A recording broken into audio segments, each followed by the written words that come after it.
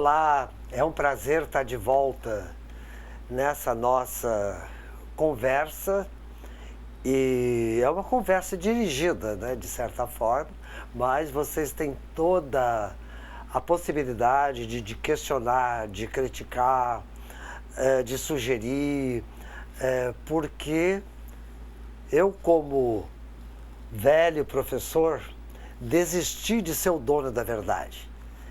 Eu me sinto tão bem nessa relação porque nós vamos descobrir, inclusive, a nossa ignorância.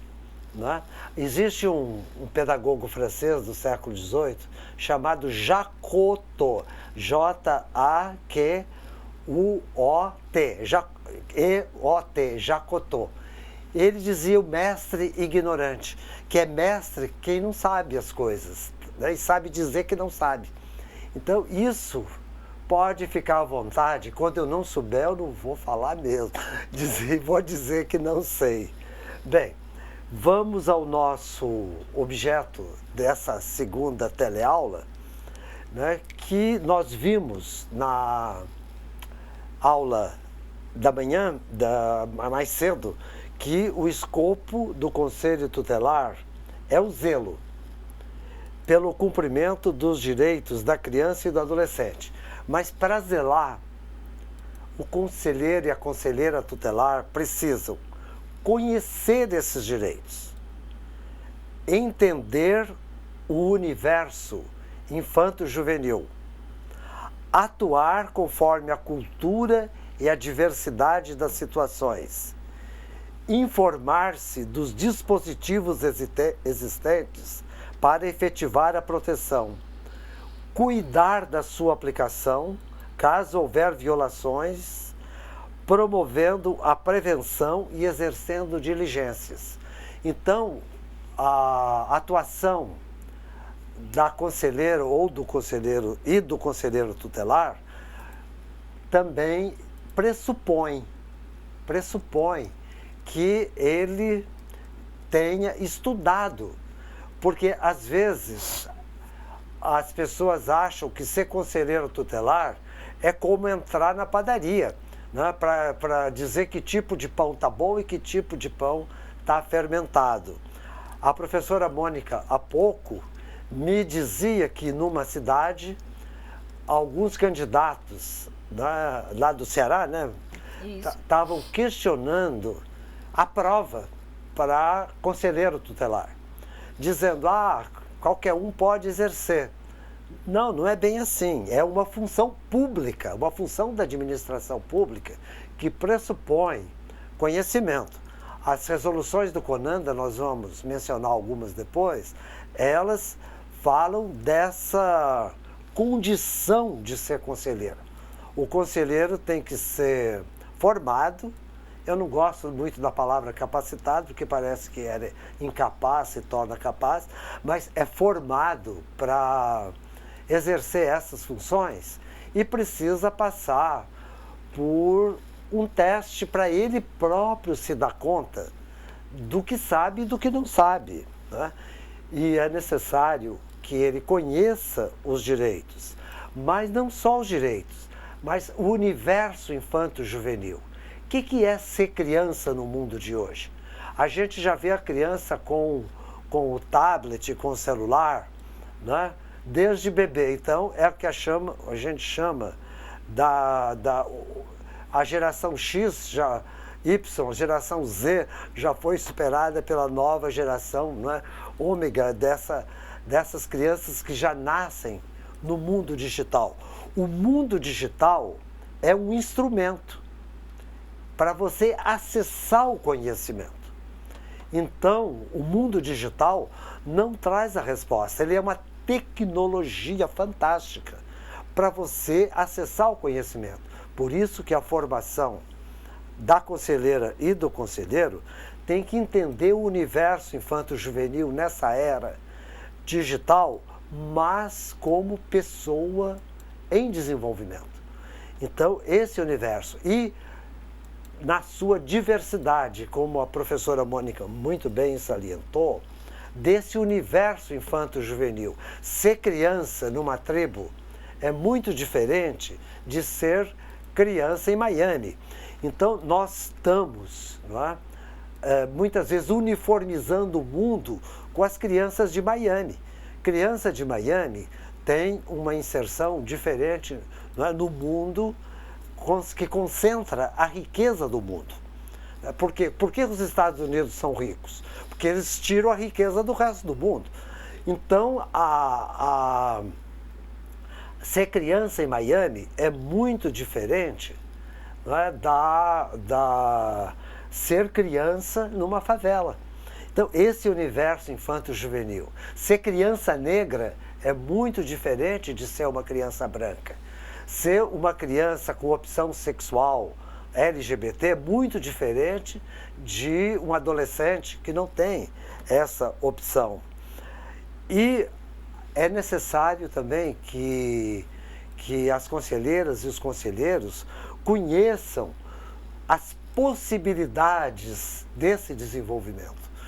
Porque hoje nós temos que distinguir possibilidade, oportunidade e capacidade.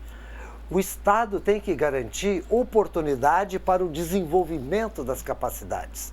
E cada criança tem capacidades diferentes. A capacidade de digitar é muito valorizada, mas não é a única. Ele tem a capacidade de brincar, a capacidade de criar. A criança é o ser mais criativo que existe, porque ele tem interesse por quase tudo. Então ele vai criar a partir do seu interesse. E esse universo infanto-juvenil é o universo com o qual nós trabalhamos e dá a oportunidade de brincar. Então é isso que esse universo precisa também, a oportunidade de brincar. E com o brincar, que é justamente inventar, e é que vai se desenvolver a criança. E também ver o que a criança tem para efetivar, necessita para efetivar a proteção. Então, a proteção é fundamental, ela implica, quanto menor for a criança, mais pequena, menor, para usar uma expressão que tem duplo sentido, quando ela for pequenininha, ela precisa de mais cuidado, ela precisa de mais proteção. Uma distração, trocar fralda, pode deixar a criança cair. Então, o cuidado, e a proteção é muito necessário e as famílias precisam aprender, a cuidar. Ninguém nasce com o aprendizado do cuidado.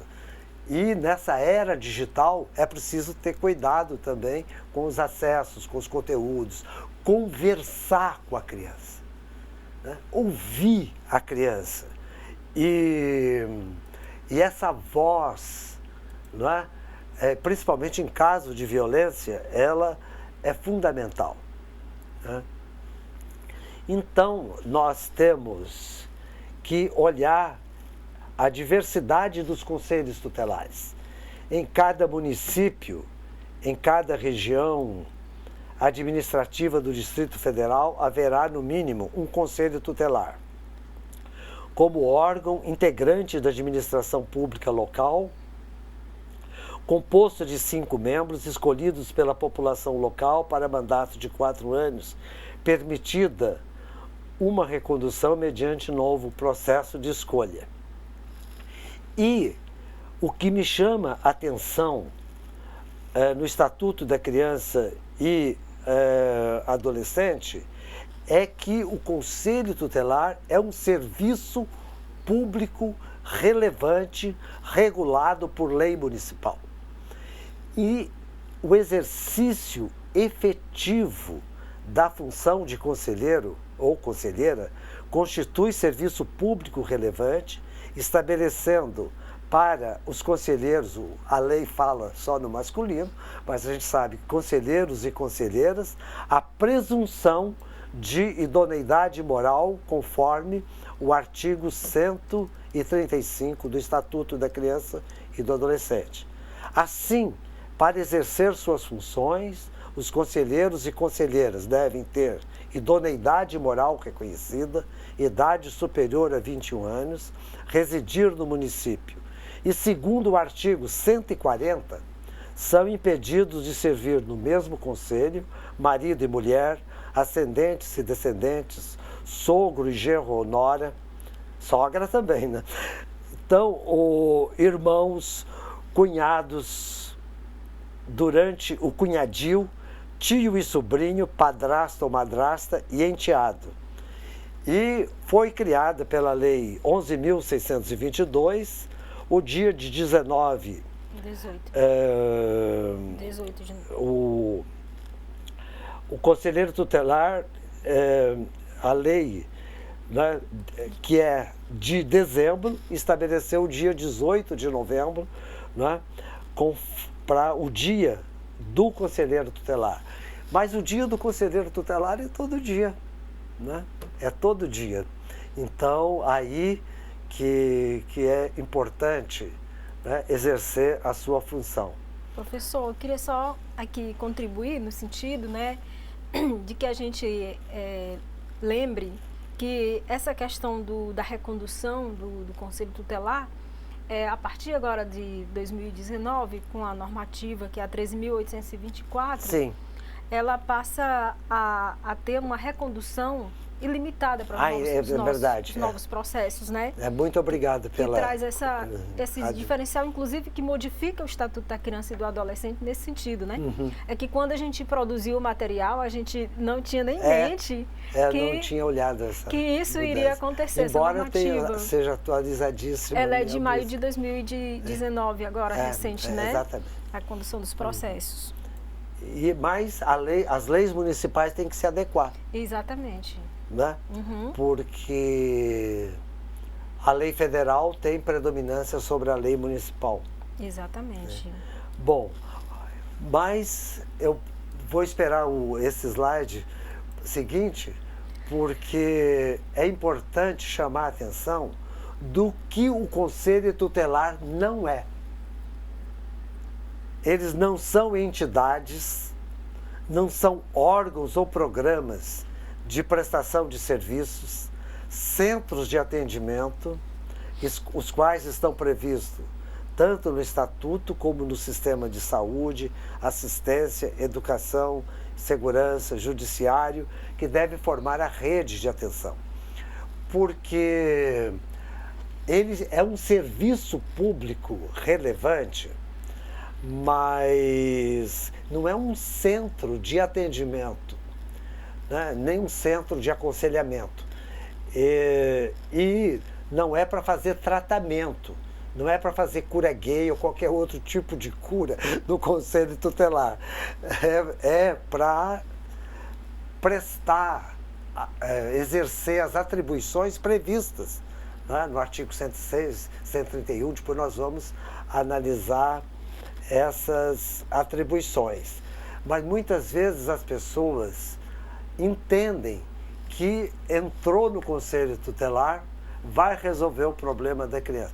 Isso é super valorizado, né? Mas é mal entendido. Então é preciso o próprio conselheiro, a própria conselheira, entender bem, né, o que não é o Conselho Tutelar e não confundir com CRAS, com CREAS, com posto de saúde, mas é um lugar de escuta, né? Isso é fundamental, porque é aí que vai ser a expressão, né, que vai haver a expressão de um conflito social, né, de violência, e a função, a missão do Conselho não é do pacificador, mas é do mediador, né, e do encaminhamento, porque os conflitos sociais vão existir com conselho, sem conselho, em funcionamento. Mas para exercer, né, as suas funções, o conselho precisa ter condições, porque não é só uma intervenção pessoal do conselheiro ou da conselheira, né? Muitas vezes a referência das pessoas fala de alguém, né? Porque muitas vezes a expressão do sufoco das pessoas em relação à violência é não ser ninguém, é a ninguém-idade. Enquanto que lá no conselho elas vão ser alguém. E essa possibilidade de escuta tem que existir sem ser um psicólogo. Não precisa, inclusive não é a função do conselheiro ser assistente social, psicólogo, ou pedagogo, ou advogado, mas é de entrar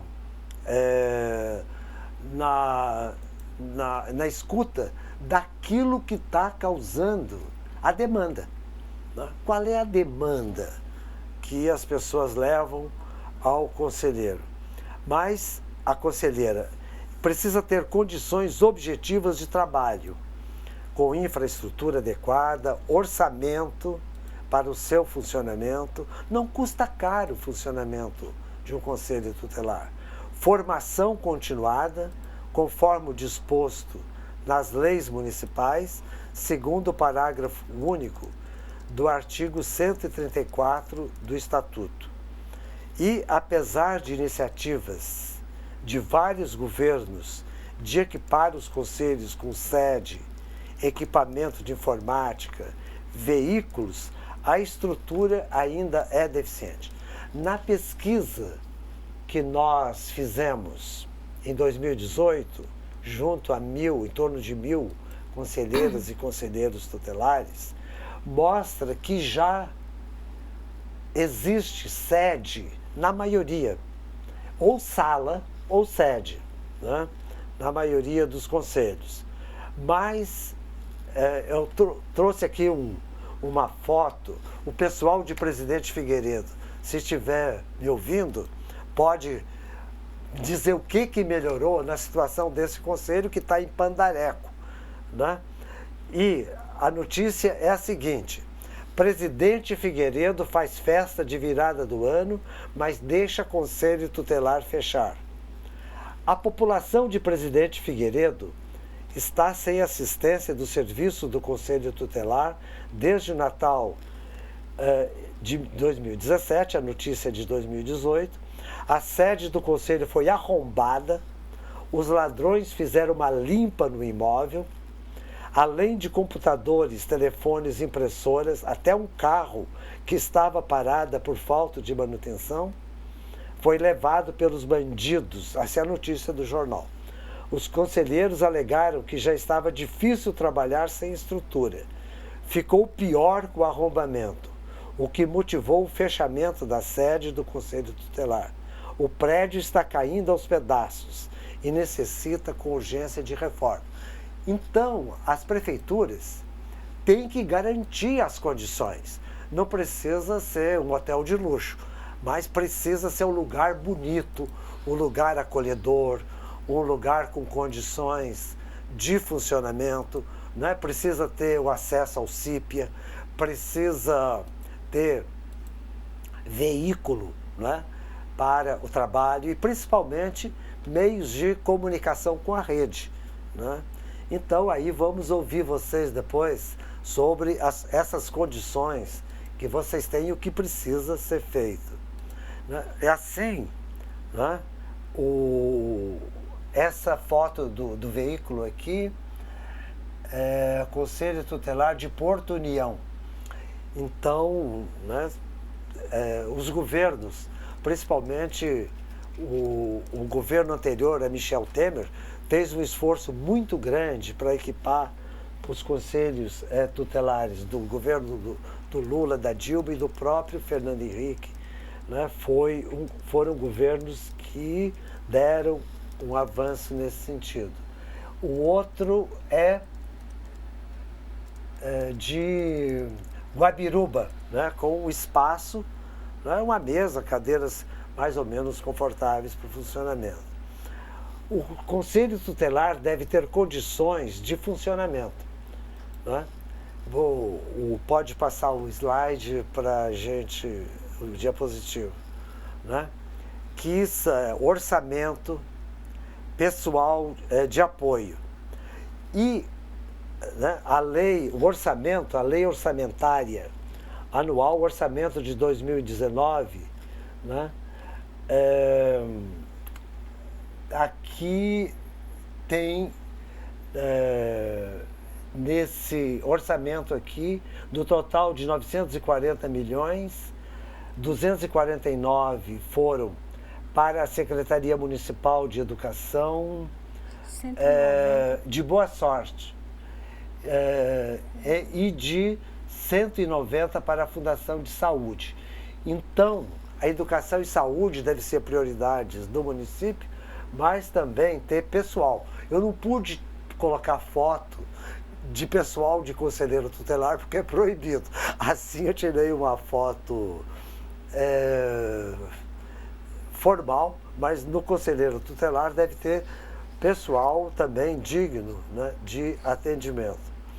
Então, a formação, eu vou voltar a esse tema mais tarde, e as condições do Conselho Tutelar, e principalmente, né, ter a compreensão do que é e do que não é o Conselho Tutelar. Né? Muitas vezes se confunde até o Conselho Tutelar com comissário de menores. Né? Então, no Código de Menores de 1979, na lei, né, da época da repressão, havia essa ideia, né, de atribuir as causas, atribuição de causalidade, né, à situação da família e ao descuido, ao descaso. Na época da FUNABEM, se dividia as crianças entre marginais e marginalizados. Está lá na lei da FUNABEM. Os marginalizados são os pobres bonzinhos. Os marginais são os pobres maus. Então, na época da FUNABEM, né, havia esse maniqueísmo, essa divisão entre bons e maus. Eu assisti o debate na televisão, na Câmara dos Deputados, quando o Eduardo Cunha colocou em votação o rebaixamento da inimputabilidade penal. E havia profundas discussões sobre a visão repressiva, né? Colocar crianças na cadeia mais cedo, colocar crianças em cadeia de adultos, de aumentar o tempo de internação. Então, essa é uma mentalidade que apareceu naquele debate, né, de uma maneira muito explícita. Né? E os pobres bonzinhos, esse nós vamos atender, mas os pobres considerados bandidos, esse tem que ser levado ao castigo. Então, nós temos uma ideia ainda presente na sociedade de que educar é castigar repressivamente. Uma coisa é castigar, outra coisa é dar limites educativos. Né? Até vou dar aqui um exemplo com meus filhos, né? Quando eles faziam algo que era inapropriado ao exercício dos direitos, né, na família, eu colocava o brinquedo de castigo. Quem ia de castigo não era a criança. Vocês vão ficar sem o brinquedo durante 5 minutos, durante 2 horas, mas o castigo era para o brinquedo. Eles tinham que aprender a pensar os limites da relação, porque todos nós temos limites. Todos nós temos limites. Né? Então, o limite não é só para a criança, o limite é também para o adulto. Quando o adulto dá um limite, ele tem que respeitar aquele limite. Mas a isenção, né, do adulto faz com que ele sobrecarregue o limite em cima da criança. Então, nós temos que aprender a conviver com limites, porque a repressão não dá limite, ela dá raiva.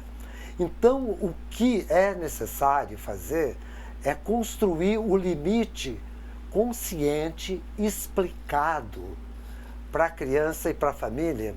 Por que aquele limite? Por que tem que chegar na hora, aprender a lavar as mãos, aprender a não colocar a mão no fogão? Porque o adulto tem que explicar as consequências daquilo para a criança. Não pode ver tudo na internet, né? Porque tem cenas que vão traumatizar e deseducar a criança. A internet não traz toda a bondade do mundo, ela traz dimensões aceitáveis e dimensões inaceitáveis, né? Então, essas dimensões inaceitáveis para a sociedade, para a convivência, né, são aquelas que estimulam a violência, aquelas que estimulam a negação do outro, né? Então, a criança e nós adultos temos que aprender esses limites. E o Conselho Tutelar, então, não é um órgão para zoar nos ouvidos dos pais o que eles têm que fazer, mas discutir com os pais, né, aquilo que é necessário para mudar a relação. Porque a relação com a criança é uma relação de proteção, como nós vimos anteriormente, que precisa, então, ser explicada para a criança. Se não pode, por exemplo, naquela família, chegar depois de tal hora à noite, é porque tem risco. Então, o limite é evitar o risco. Evitar o risco para a criança. Não é para que a criança seja um bonequinho, mas para que ela seja um protagonista. Não é passar da heteronomia, daquelas imposições que vêm de fora, para a autonomia, aquilo que ela entende. Que a gente pensa que a criança não está entendendo as coisas, mas ela está entendendo muito bem dentro do seu universo por que daquele limite. E o limite vai ser mais aceito quanto mais explicado for. Então, o Conselho Tutelar, ele precisa entender de pedagogia, mas uma pedagogia fundada no respeito da criança e do adolescente. Porque muitas e muitos conselheiros têm ainda aquela visão de que se educa pela porrada, né? E não é essa a visão, né, do Estatuto da Criança e Adolescente, que tem como ênfase a psicoeducação, que tem como ênfase a educação e não a repressão. Então, a prestação de serviço no Conselho Tutelar, professor, é muito importante. Só contribuindo com o senhor sobre essa questão do limite, que é fundamental, isso é um ato de amor para com a criança, né? Aquele limite educativo, o limite afetivo que a criança precisa receber, que tem, para cada fase da vida, existe um movimento diferenciado nessa questão do limite que precisa ser dado, né, para as crianças. E, nesse sentido, trazendo para dentro do nosso diálogo sobre a composição, o órgão Conselho Tutelar, enquanto um dos membros que compõe o sistema de garantia dos direitos da criança e do adolescente, que está respaldado, configurado dentro da resolução 113 do CONANDA, onde uma das suas principais bandeiras é o combate à iniquidade, não é? Então, assim, eu encontro muita discrepância ou, digamos, incoerência quando eu escuto conselheiros tutelares, conselheiros de direito, usarem frases da seguinte forma, indo para a seguinte perspectiva. Eu acho melhor o menino, eu já ouvi isso de uma conselheira de direito, tá? Olha, eu acho melhor o menino estar trabalhando do que estar roubando. Olha, aquela menina, se ela foi explorada sexualmente, é porque ela quis. Hoje em dia, os meninos sabem de tudo, acessam o YouTube, sabem de tudo, ninguém esconde mais nada de menino, né? Outra frase que eu escuto muito é referente aos adolescentes, que assim, me parece que para certas pessoas o adolescer é inexistente, que não há compreensão de que adolescente significa dizer que é uma etapa da vida ainda que está em formação, um ser humano que ainda está em desenvolvimento integral, não é? Tanto do ponto de vista bio, psico, social e etc. E o período de adolescência significa uma etapa disso. E aí, às vezes, eu me deparo com algumas pessoas que estão dentro do sistema de garantia, mas que não conseguem compreender que adolescentes, porque têm 16, 17 anos, são grandes, que os meninos estão grandes, né, agora, que eles continuam sendo pessoas em etapa peculiar de desenvolvimento, sabe? Isso me preocupa, professor, porque como é que nós somos, como é que a gente vai fortalecer o sistema de garantia de direitos se nós estamos dentro do sistema e nós já temos essa visão do público que nós vamos atender, né? Eu acho muito pertinente o senhor estar trazendo essa questão a partir da história da educação pela porrada, que o pessoal diz, né? Vamos educar pela porrada. É. Porque nós precisamos dar início, por agora, o senhor já começou faz tempo, em novos tempos, não é? E o Conselho Tutelar, o Conselho de Direito também precisa envergar por esse novo tempo, não é? Sob pena da gente continuar fazendo as mesmas práticas que não deram um bom resultado, tá certo? É a minha contribuição nesse sentido. Muito obrigado, Mônica. O limite é importante ser exercido porque vocês sabiam que a violência é aprendida, não é? A gente aprende a ser violento. A ser violento. Não é só aprende o lado positivo da vida, mas a violência, ela é exercida num contexto em que ela é legitimada, né? E a criança não nasce violenta, nós a tornamos violenta. Então, pela forma com que a gente cuida dessa criança. Eu já vi uma história, né, no Paraná, não me lembro exatamente, em que o pai já ensinava um bebê a usar arma, né, um bebê de 4 anos, 3 anos. Então, a solução dos conflitos passa a ser mediada pela arma e pela violência. Então, é necessário, não é, ensinar a mediação dos conflitos pela não violência. Isso é fundamental. Nós temos muitas medidas, né, mediações, intermediações não violentas para resolver conflitos. Até quando a gente está numa briga, você diz, deixa disso. No campo de futebol, né, quando os jogadores brigam, vai alguém separar a briga, mostrar que pode resolver aquele conflito sem a porrada dentro do campo de futebol. E sai-se muito melhor.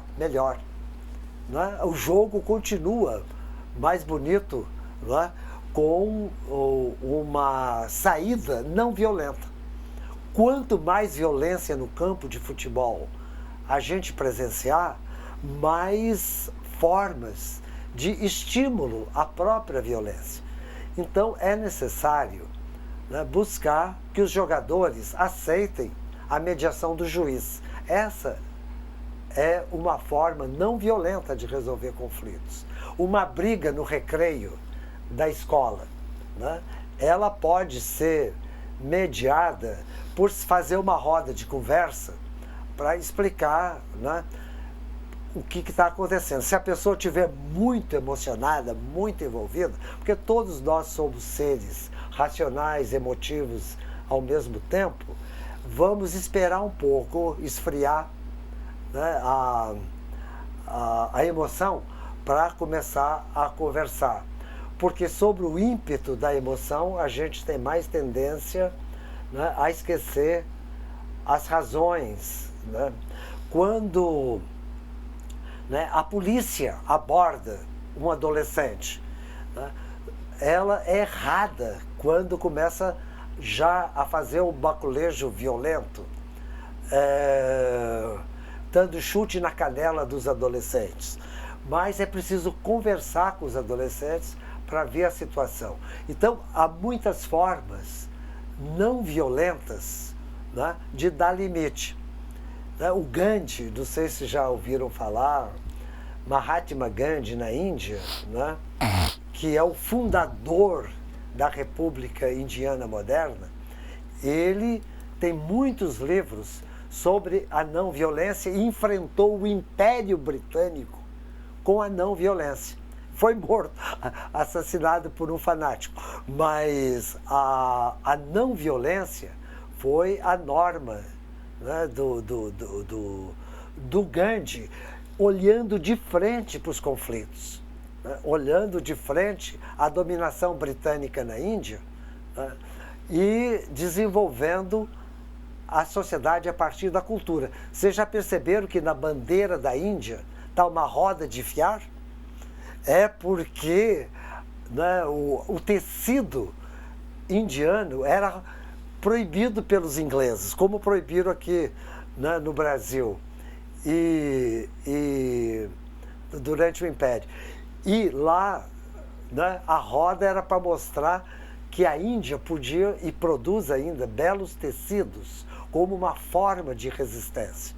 Então, valorizar a cultura local, né, como uma forma de resposta à quebradeira dos teares, né, como foi acontecido com Belmiro Gouveia aqui no Brasil. Né, os ingleses mandaram destruir a fábrica de tecidos para vender só o mercado, a mercadoria vinda da Inglaterra.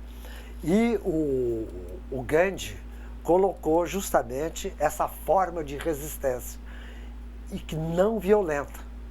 E conseguiu a independência da Índia. Claro que o regime de castas é muito complexo, mas na lei, né, existe a democracia, a votação é a maior, né, democracia em população, né, no mundo, mas predomina ainda uma estrutura social discriminatória nas relações, muitas relações. Mas a busca de limites e de resistências, né, que colocam em xeque o dominador. Porque a violência é o exercício da dominação. Né? É o exercício da dominação. Quando essa dominação espezinha, despreza, humilha, exclui, não só por parte das pessoas da família, mas por parte do próprio Estado. Né?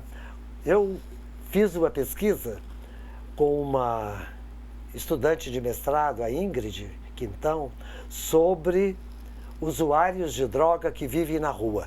Uma das questões dele é que eles não podiam entrar nas instituições de saúde para curar um pé machucado, porque estavam sujos, porque estavam mulambentos, não estavam, né, coordenando às vezes muito bem as ideias, mas eles têm direito à saúde em qualquer situação. Não é porque usou droga indevidamente, né, que vai ser excluído da saúde. Né? Eu já vou anunciar aqui o exercício para as pessoas irem pensando, porque... Olha, nós já temos aqui algumas... antes do senhor passar para o exercício... pode falar então primeiro. Deixa eu colocar aqui algumas contribuições, né? Por exemplo, como o Conselho Tutelar deve atuar com o advento da lei da escuta especializada? É uma pergunta que está sendo feita. É obrigatório, é necessário o Conselho Tutelar de outros profissionais, ter outros profissionais em seu quadro, como assistente social, psicólogo, pedagogo, advogado, com a justificativa de que não há equipes disponíveis na rede, ou que contatos profissionais, o atendimento será utilizado na rede? quer saber como é que fica essa questão dos conselhos tutelares, que tem toda uma equipe lá dentro e que, na verdade, a execução das suas decisões já estão sendo feitas lá mesmo, né, para essa equipe. É uma questão difícil de responder aqui, né? Porque é preciso ver a situação concreta do conselho, porque o ideal é ir para o CREAS, para o CRAS, para a saúde, quer dizer, o profissional que está atuando dentro da estrutura do conselho tutelar é um profissional para ajudar o conselheiro tutelar a tomar a decisão, né? Não para atender lá dentro. E aí o conselheiro tutelar não é obrigado a saber tudo, né? nem o profissional. Sim. Então ele pode consultar um profissional ou até atender junto com esse profissional para ver que dispositivo, que serviço existe na comunidade que vai atender, porque lá dentro não vai dar sequência. Isso. Né? Dentro um machucado, dentro de um posto de saúde, ele vai ser acompanhado, ele vai ser avaliado, vai ter uma medicação específica, concreta. Mas dentro do conselho tutelar, que segmento vai ter? Uhum. Então, o profissional é importante para ajudar o conselheiro, a conselheira tutelar a fazer o bom encaminhamento. Não sei se você está de acordo com isso. Olha, eu particularmente, eu não sou a favor que o conselho tutelar seja, das experiências que eu conheço no Brasil, não é? Sim. Conheço de vários estados, não tenho coisas positivas para falar a respeito de conselhos tutelares que têm equipes multiprofissionais trabalhando lá dentro da sede do conselho, né? Eu até num desses diálogos, inspeção que a gente fez com o Ministério Público, eu até sugeri que esses profissionais que integram 5, 8, 10 conselhos, às vezes nas capitais, que eles sejam colocados todos num local só e que sejam os profissionais de referência das demandas do Conselho Tutelar, né? Que aí a gente já poderia estar dando um passo importante na constituição do novo sistema de garantia que precisa ser criado, sistema de garantia para o atendimento de crianças e adolescentes que são vítimas de violências e testemunhas de violência, né? Que é essa normativa de 2017, que os municípios ainda não implementaram. Talvez essas equipes pudessem virar equipes especializadas para fazer o atendimento desses casos, né? Não sei, ainda não está desenhado isso, mas eu particularmente, eu penso que para a comunidade pode ficar muito complicado ela compreender que dentro do Conselho Tutelar, o Conselho é um órgão que ele demanda, ele requisita os serviços, mas que os serviços que ele está requisitando estão acontecendo lá dentro. Eu acho muito complicado. Se a gente quer realmente fortalecer o Conselho Tutelar, eu acredito que um dos passos importantes é migrar esses profissionais que estão executando, que não está, na verdade, não estão na condição, digamos assim, de dar suporte ao Conselho Tutelar, mas que estão executando as medidas que estão sendo aplicadas pelo Conselho Tutelar, entende, professor? Então, esse pensamento. Olha, o pessoal de Breves, né, está perguntando em que consiste, de fato, a idoneidade moral do Conselho Tutelar. O que é isso? O que significa, né?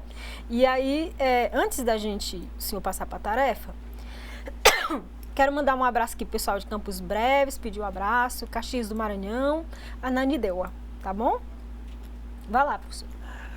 Bom, a questão dos serviços, eu acho que nós dois aqui concordamos, no sentido de que a rede é que tem que assegurar os serviços, né?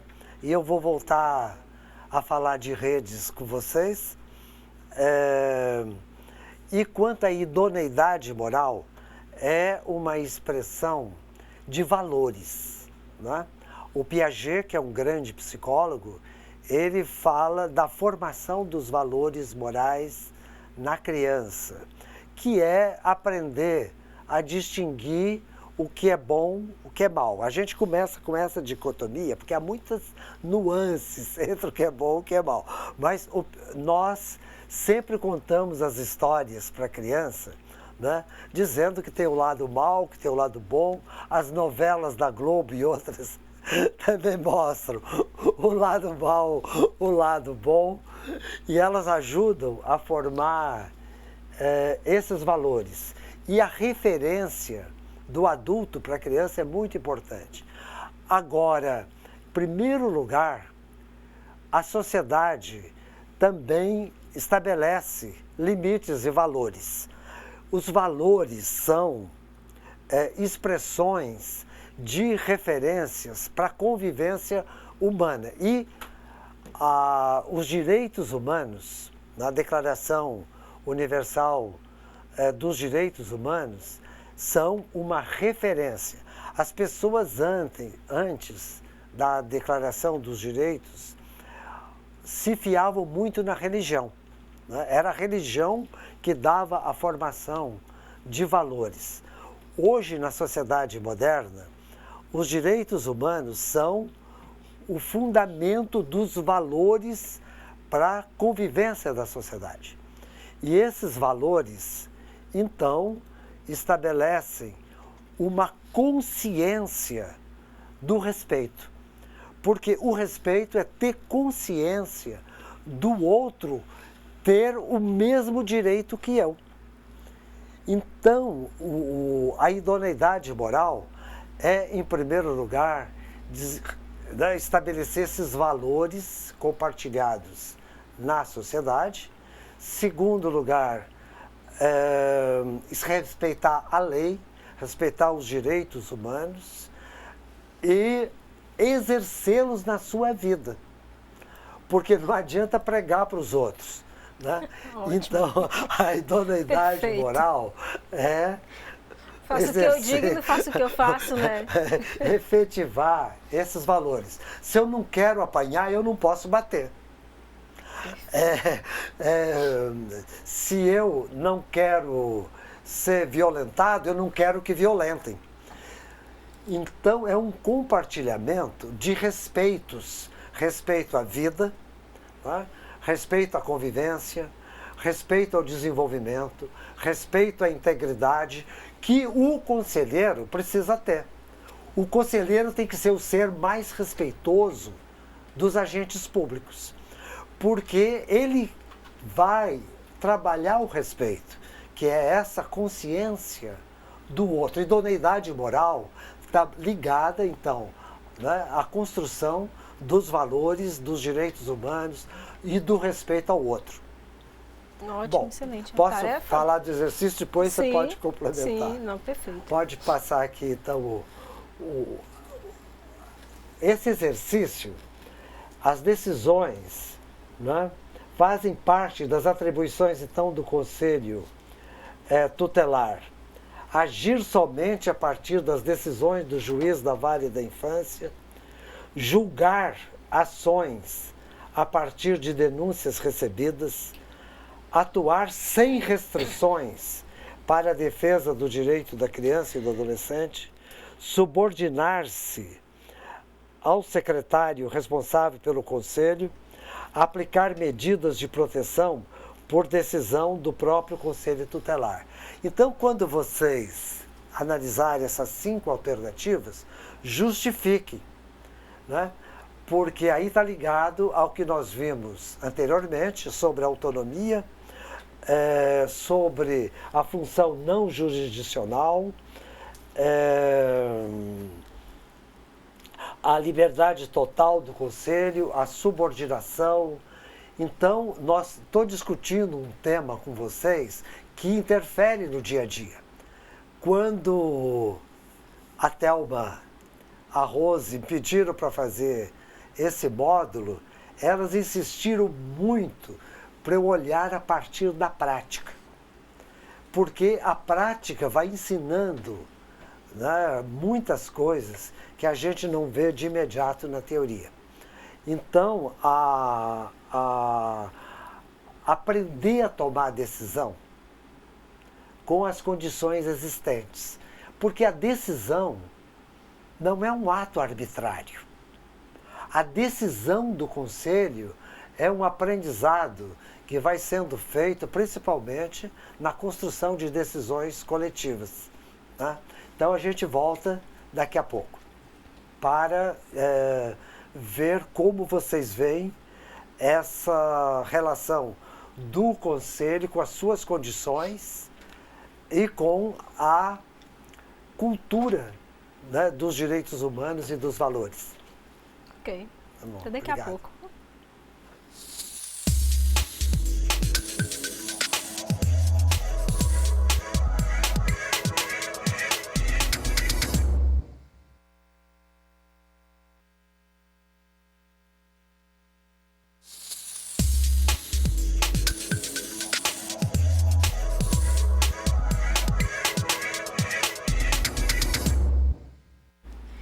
Olá, estamos de volta para a nossa conversa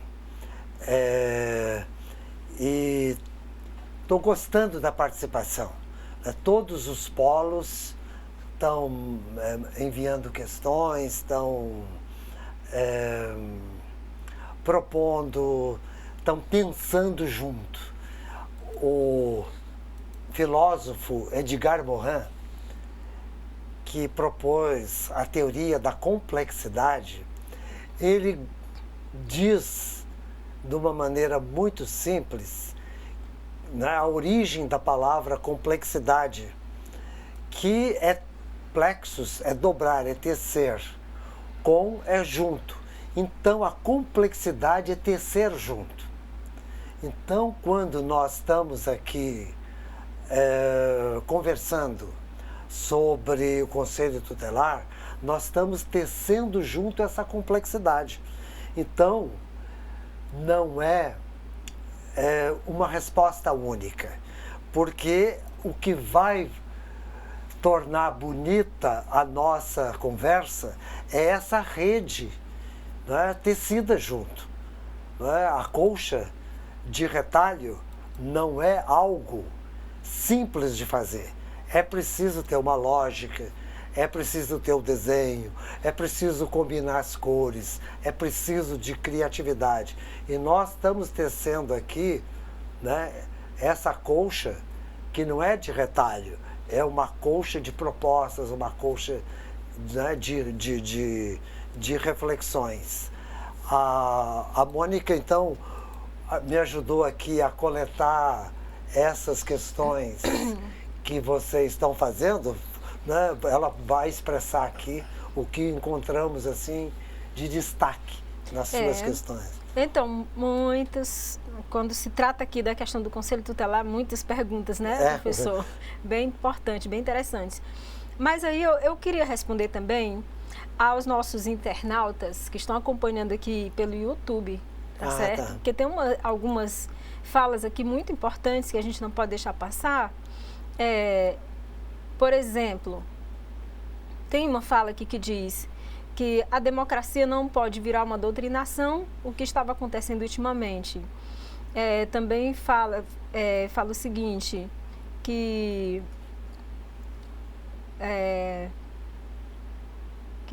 cadê a fala dele? As organizações governamentais e não governamentais ainda não conseguem caminhar juntas por interesses coletivos e organizados nos espaços para discussões e decisões das políticas públicas, né?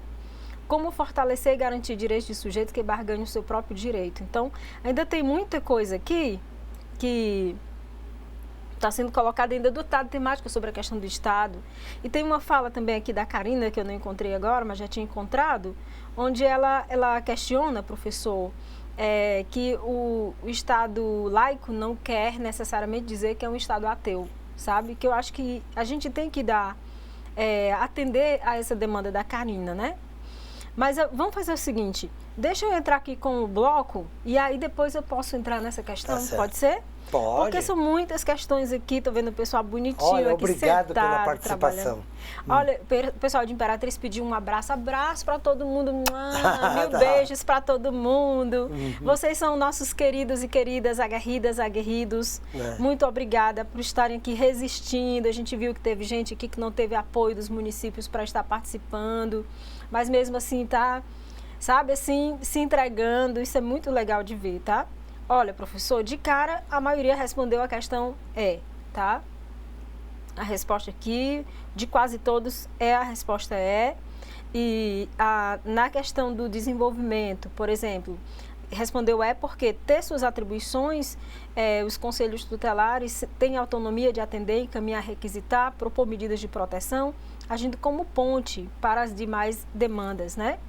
Mas teve gente que marcou a C, dizendo que a justificativa é que essa alternativa esta alternativa devido às competências institucionais, elemento dados do Estatuto nos artigos 131 e 136, sendo que não há restrição advindo acho que com o advento do próprio ECA, e desde que não esteja em conflito com o próprio Estatuto. Eu não entendi muito bem a resposta. Mas... Eles interpretam como se fosse a E, né? Então, mas a resposta Sim. E é a que está correta.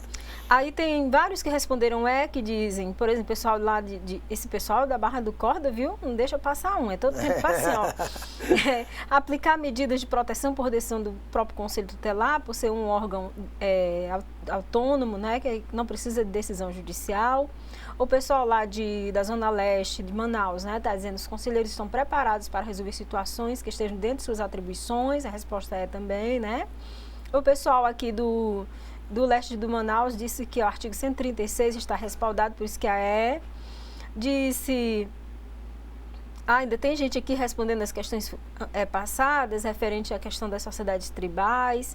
O pessoal que respondeu que disse que a aplicação de medidas de proteção do Conselho são aplicadas por decisão colegiada, traz um elemento importante.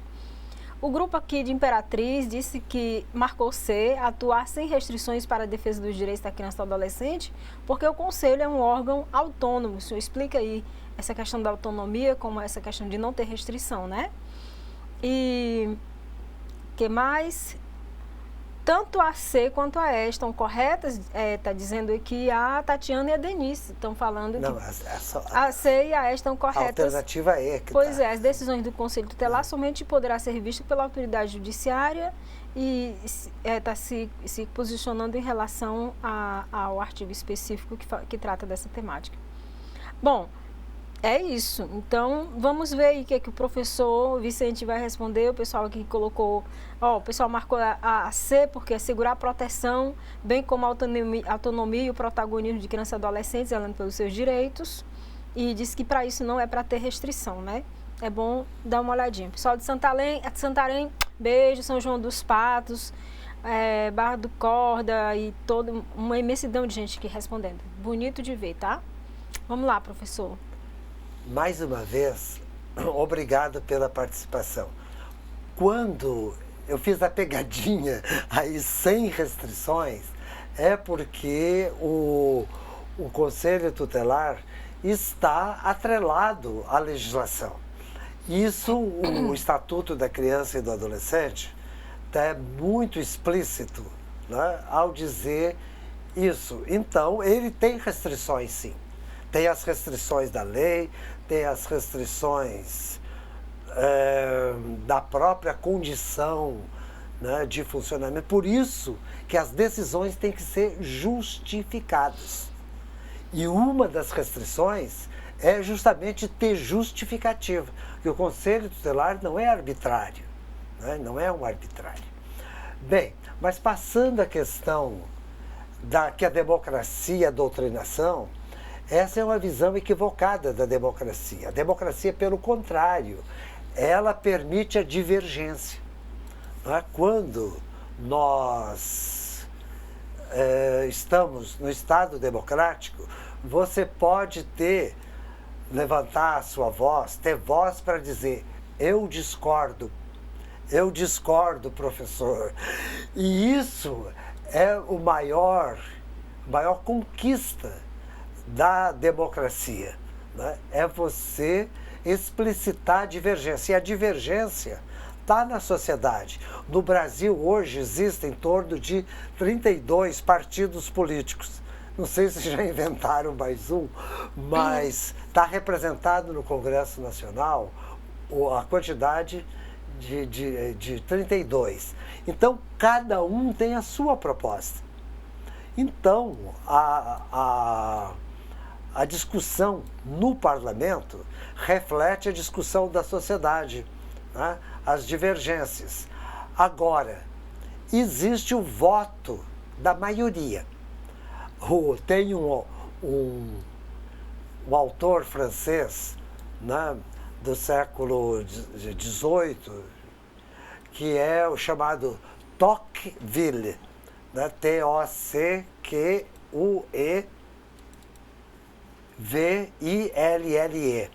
Tocqueville, ele dizia que a democracia é a tirania da maioria, mas só existe democracia com a expressão da minoria. Se a minoria não expressa, não existe democracia. Então, a democracia é justamente a expressão das divergências da maioria e da minoria. A formação de uma maioria é aquilo que Gramsci chama da hegemonia. Então, o Estado, ele é uma condensação de forças com hegemonia de um determinado grupo que vai disputar espaços, né, no governo com a divergência. Não aceitar a divergência realmente é autoritarismo. E os conselhos permitem a expressão das divergências, mesmo que seja com um voto contrário. Então, a expressão do voto contrário ou dos votos contrários é a expressão da democracia, não é? Então, a solução dos conflitos, né, se não houver consenso, é o voto da maioria. Agora, o voto da maioria pode mudar, né? E a rotatividade dos partidos faz parte da democracia. Então, aquilo que Rousseau chamava da vontade geral, que é formada também, porque nós estamos vivendo hoje uma democracia de opinião. A mídia está bombardeando. O WhatsApp, os robôs do WhatsApp bombardeiam as pessoas. E muitas vezes essa maioria está sendo absorvendo, vamos dizer assim, né, informações distorcidas. E sem refletir, né, professor? Sem refletir, que eu acho que é o mais grave, porque assim, até que dos adolescentes a gente pode ter uma compreensão de que, dada a idade, né, eles podem se apropriar de uma determinada informação que está sendo repassada sem ter a preocupação de ir em busca da base dos fundamentos dessa informação. Mas nós, sociedade adulta, isso não nos cabe, né? Nós precisamos realmente ir a fundo daquilo que está sendo repassado, né? Para que a gente tenha, até assim, uma das questões que foi colocada, professor, a questão da doutrinação, né? A doutrinação, que é você incutir alguma coisa na cabeça de alguém. Se alguém te doutrina, é porque, na verdade, o teu pensamento, você está sem capacidade de pensamento crítico para isso. Então, é uma atrofia da sociedade quando ela não tem capacidade crítica. O que faz com que essa sociedade se emancipe, com que ela seja realmente uma sociedade que queira vivenciar uma justiça social e uma paz, né? Embora a paz, de acordo com vários pensadores, ela é meio que relativa, não tem uma paz completa, né? Absoluta. Mas isso, nessa pretensão, um dos fatores que é importante é a gente realmente ter um pensamento crítico sobre as coisas. É a gente não virar um Maria vai com as outras, que vai dizendo, não, mas eu recebi no WhatsApp. Não, mas é porque o meu pastor falou, o meu padre falou, o meu pai de santo disse que é assim. Entende? Isso é muito importante que nós, que estamos pretendendo atuar de uma forma realmente efetiva na garantia de direitos de crianças e adolescentes, que automaticamente a gente não é isolado. A gente, quando atua com criança e adolescente, atua com todos os outros segmentos que a gente falou, né, na nossa aula passada, LGBT, a pessoa idosa, etc. Todos esses outros segmentos chegam para nós. E nós precisamos ter esse pensamento, essa mente aberta, esse pensamento crítico e saber racionalizar as coisas que estão chegando para a gente, porque senão a gente vai virar um robô também. Uma das coisas bonitas no convívio com as crianças é a fase do porquê. Então, a criança pergunta, mas por quê? Tem que lavar a mão. Por quê? Né? Não pode sair na chuva. Por quê? Então, a formação do pensamento é a busca dos porquês. Por quê? Então, mas você tem vários níveis para responder o porquê.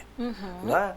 Então, na universidade eu já orientei TCC, trabalho de graduação, mestrado, doutorado e pós-doutorado.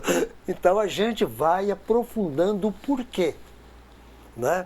E a criança é linda. Né? Mas por quê?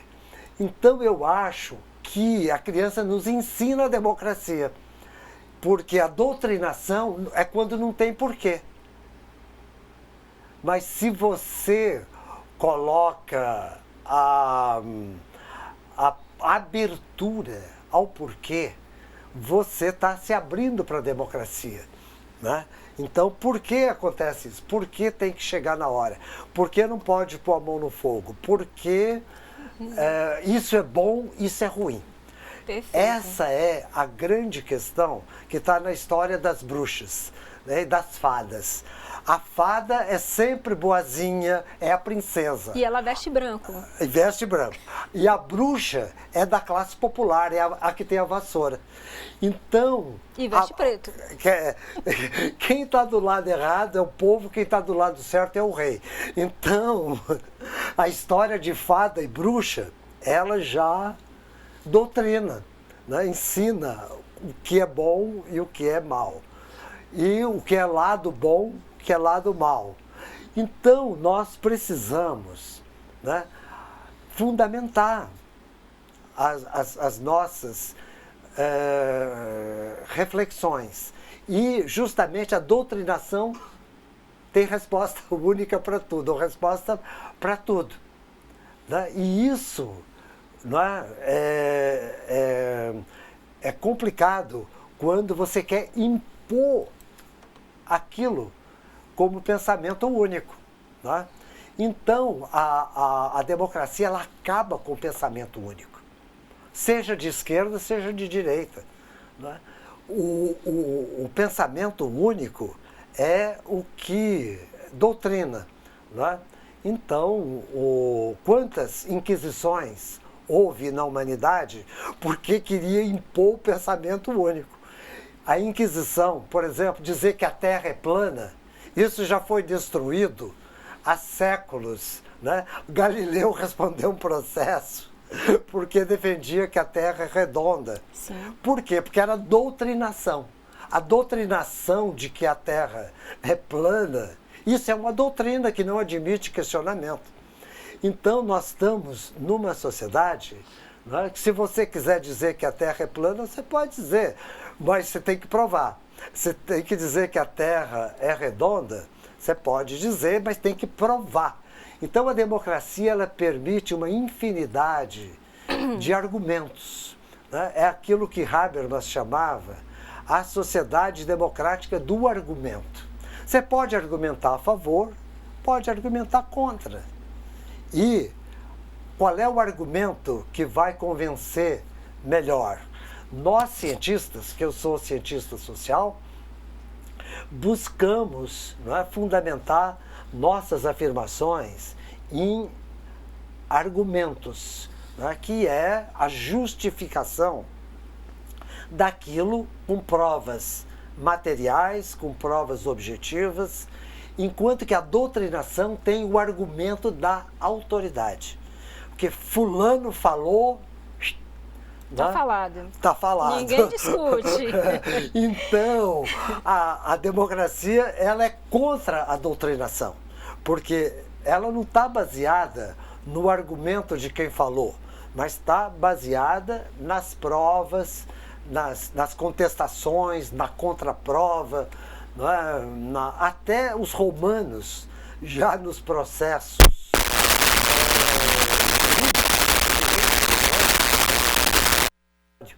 Porque você tem a versão da vítima e tem a versão do agressor. Então, até na justiça romana já havia, não é, o contraditório. Então, a democracia ela quer mostrar o contraditório. E negar o contraditório é doutrinação.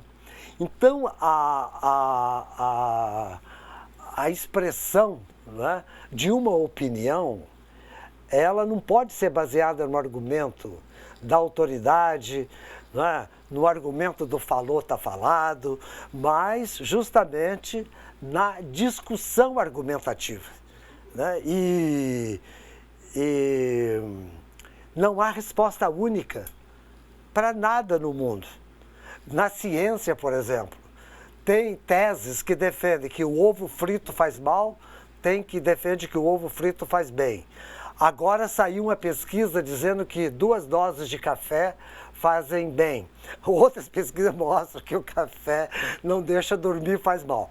Então, um copo de vinho na velhice tem argumentos que dizem que faz bem, outros dizem que dá alcoolismo. Então, toda essa divergência é importante. E na ciência hoje, nós trabalhamos com aquilo que a gente chama de revisão sistemática. A revisão sistemática faz o levantamento de todas as pesquisas e vê os argumentos favoráveis e os argumentos desfavoráveis àquela afirmação. Então, há na ciência um paradigma, não é? que um filósofo chamado Thomas Kuhn, né, estabeleceu como a formação de um paradigma mais consensual ou menos consensual. Mas a ciência está sempre questionando, não é? As descobertas. Olha, eu acho muito interessante essa questão do diálogo, da questão do debate sobre os porquês, né?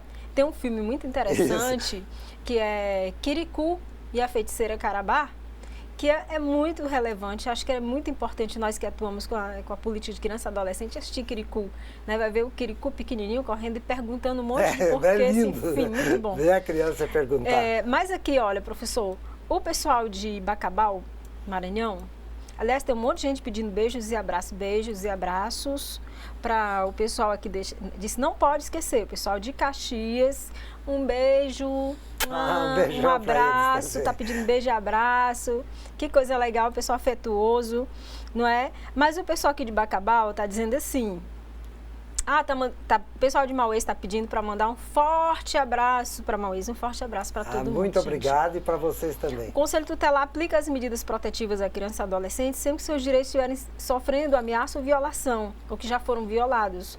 Para a aplicação de tais medidas, o Conselho Tutelar encontra na lei fundamento. As decisões devem ser em colegiado. Está pedindo para o senhor falar sobre a questão da dimensão colegiada, né? Pedindo que o professor, por favor, também teça um comentário sobre a seguinte questão: como devemos aceitar conselheiros tutelares que são favoráveis à repressão, inclusive a favor da redução da maioridade penal? Penso que precisamos nos preocupar mais com a composição dos conselhos tutelares. Está vindo lá da Leda, do Rio Branco, no Acre, né? Aqui, vamos ver, tem várias outras respostas, pessoal, tudo respondendo a questão certinha, a questão C. Já botaram o Kirikou aqui, né? O filme, a pessoa aqui é rápido demais. Olha, que já está aqui no beleza. grupo. Exatamente. Assiste Kirikou que você vai ver essa questão da construção dos porquês, da capacidade dialógica, né? Que se vence muito mais pelo diálogo, pelo afeto do que pela força, né? Professor, responda essas duas questões aí, tá? A questão, a primeira é da... A primeira aqui, que foi posta, é sobre as medidas de proteção, né? Que o Conselho Tutelar... repressão, né? Não, sobre a questão do... Tem a questão da repressão, o pessoal que é a favor da redução da maioridade penal, né? Isso. E tem também aqui o questionamento que foi feito, cadê o questionamento dela? Sobre a questão da instância colegiada, as decisões serem colegiadas. Sobre a instância colegiada, vou começar por essa. nós perguntamos na pesquisa que nós fizemos no ano passado. Felizmente, a maioria dos conselhos diz tomar a decisão colegiada, seja com 5, seja com 3. E é importante isso, porque às vezes o conselheiro está em atividade fora do conselho, mas é importante pelo menos 3 dos 5 tomarem uma decisão, e quando a situação for mais complexa, sempre os 5 tomarem, e vai formando também um acervo, né, de referência, né, no próprio conselho. Agora, a questão da defesa do ECA, eu acho que é fundamental para os conselhos tutelares. Ele até pode ter a sua opinião pessoal de ser contra o artigo 228 da Constituição, mas como conselheiro ele tem que obedecer à Constituição e pensar por que os constituintes estabeleceram a idade de 18 anos. E, gente, não é meu tema, vai ter um módulo sobre isso, mas a idade de 18 anos para imputabilidade penal não significa impunidade. Então, o conselheiro tem que distinguir inimputabilidade e impunidade, né? O adolescente que comete ato infracional, ele é punido pelo estatuto, né? Pode ser medida meio aberto, semi-liberdade e a internação. E nós sabemos, não é, que quanto mais cedo, não é, o adolescente receber, seja uma pequena sanção na liberdade assistida, ele vai aprender o limite. Porque o traficante, evidentemente, envolve, né, adolescentes numa rede difícil dele sair. Então nós temos que prevenir o adolescente de entrar na rede do tráfico, né? E o responsável, muitas vezes, pelos crimes mais graves cometidos por adolescentes são os adultos. Então tem que aumentar e controlar o adulto que está por trás do adolescente, né? Então a idade dos 18 anos é uma idade adequada, porque não significa inimputabilidade, não significa a impunidade, perdão. Eles são punidos de acordo com a lei, né? E o conselheiro tutelar, a conselheira, precisa entender isso, né? Para não seguir a voz repressiva, essa voz que quer punir a qualquer custo. E a gente sabe que a punição a qualquer custo, não resolve, né? Porque ela vai aumentar, né, a possibilidade de não se pensar nas consequências dos seus atos, né? Então, eu não sou encarregado aqui de discutir as medidas socioeducativas, mas vocês, conselheiras e conselheiros que estão nos ouvindo, precisam pensar essa questão, voltar, né, aos monitores, aos formadores que estão discutindo essa questão. Mas antes de passar para a fase mais conclusiva da nossa aula de hoje, há uma pergunta: o que eu recomendo para atividade noturna? Eu recomendo descansar, mas em todo caso, a professora Mônica já deu um texto fantástico e vocês podem complementar com a leitura do meu capítulo no módulo, porque essa é uma atividade, né, que está prevista. Eu levei horas e horas e horas e horas escrevendo esse capítulo, que é justamente o fundamento. E dentro do capítulo tem referências também, mas leiam o texto que a professora Mônica indicou, né, com tranquilidade, e leiam 2 ou 3 páginas do módulo, né, do módulo 2, atuação do Conselho Tutelar. Você quer complementar, Mônica? Eu quero só mandar beijos e abraços, porque muita gente pedindo, né? Porto Grande, Tabatinga, Bacabal, Campos Pinheiro.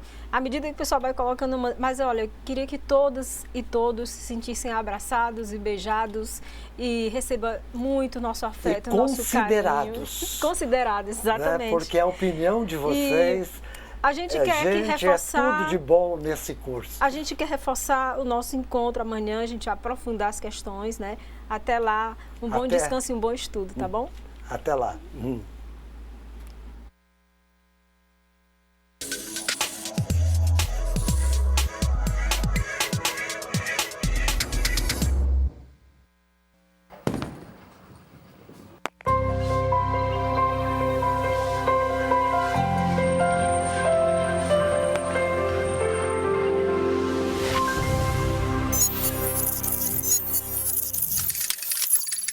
Educação à distância, mudando realidades.